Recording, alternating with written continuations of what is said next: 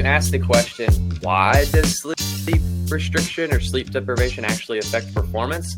That's where the question mark really occurs, because they can't really pinpoint like, oh, here is why getting less sleep.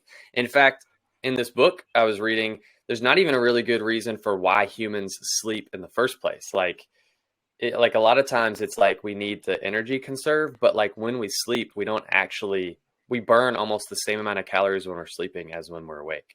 So like that argument isn't very valid.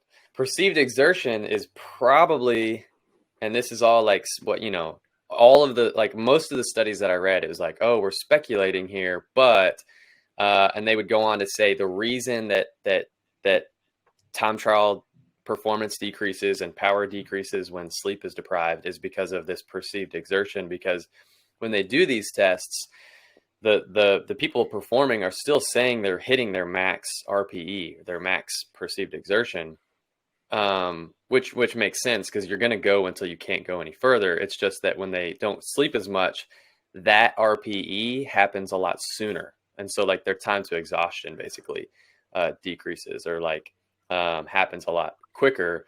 And a lot of this goes back to like sleep is something that our brains need. It's like it's like something to do with it's like your neurocognitive health. And so when your brain isn't at its best, that's when perceived exertion goes up, because that's all happening in your brain.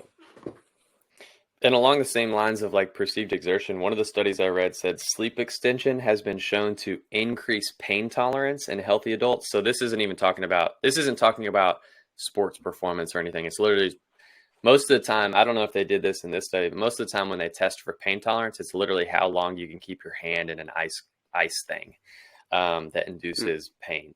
And so they found that sleep extension increases pain tolerance in healthy adults, which may explain higher power outputs for a given RPE after 3 nights of sleep extension.